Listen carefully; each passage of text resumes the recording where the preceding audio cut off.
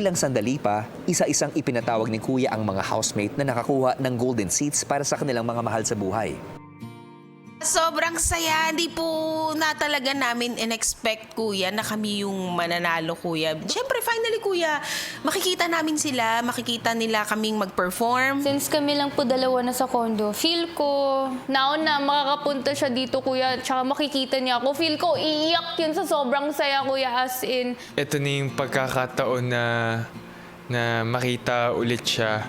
Siyempre, miss na miss ko na yung mama ko. Hopefully din, Kuya, mabagyan talaga ng oras na hindi lang sila makita, makausap din. Kaya, yun, I'm really looking forward to it, Kuya.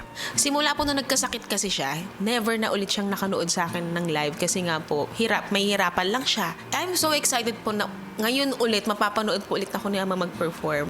Matapos kumustahin, isang proposal ang sunod na ibinigay sa kanila ni Kuya. Meron akong ihahain na isang parang proposal.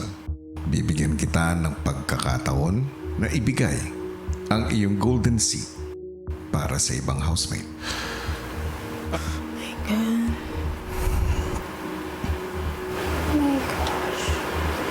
Kapag ibinigay mo ito sa iba, ay hindi na makakapunta o makaka-attend ang iyong nanay para makita ka sa iyong performance.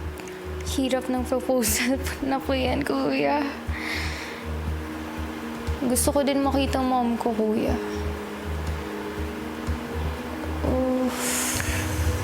Naisip ko po si Mika at saka si River.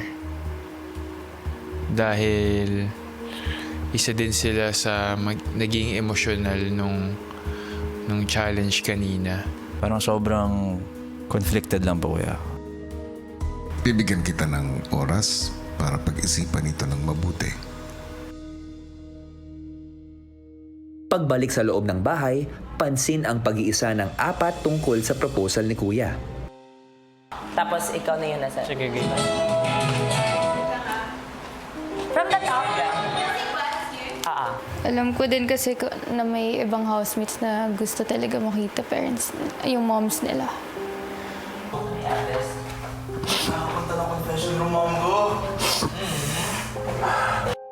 Hindi ko pa din matanggal sa isip ko na ayoko din naman sayangin yung opportunity na makita yung nanay ko.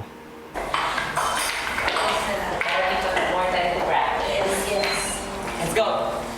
Let's go. Naisip ko po rin po syempre din sa slot na yun. Ang una ko po naisip is kung bibigay ko po yung slot ko is for Mika syempre kasi po sa amin pong lahat siya po yung mommy is malayo po talaga and medyo matagal-tagal niya na pong hindi nakikita. Kailangan ko po talaga makita yung mom ko. Tapos, I just feel like may ibang housemates din talaga na want the same opportunity as me, Kuya.